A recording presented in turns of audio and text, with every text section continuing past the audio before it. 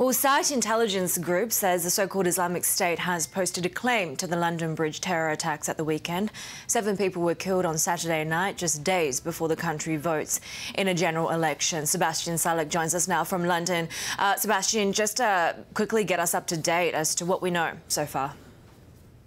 Well, Heidi, what we know so far is that a van swerved into foot passengers on London Bridge at about 10 p.m. on Saturday night. The attackers then just got out and went on a stabbing spree of the local area. It's a popular part of London for clubbers, drinkers going through the bars and the restaurants, and with tourists as well. As you say, Site Intelligence making preliminary reports that Islamic State has claimed responsibility for this attack, but the details of the attackers are so far unknown as the police continues its investigation and makes arrests across London.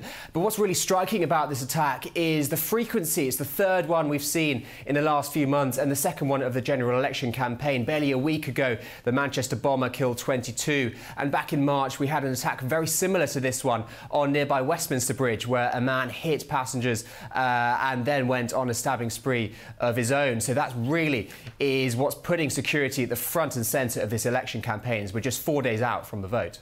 Seb, we heard from the Prime Minister, Theresa, and she seemed to link this to the general election when she hit out at some of her critics, saying that there's too much tolerance, it seems, of extremism in the UK. How is this going to impact the general election?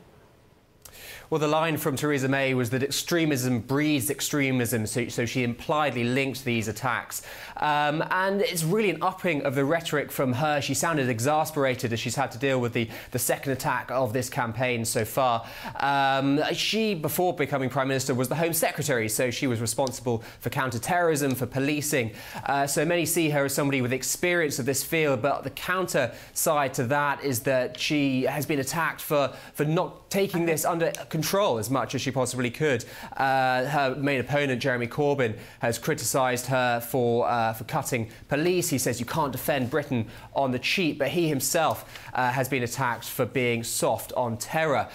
From a market's perspective, we've seen a fairly muted response, a bit of weakness in sterling, but these things tend to be very short-lived and markets move on to other drivers. And we have seen the pound buffeted in recent days as the polls have narrowed in the days leading up to the vote.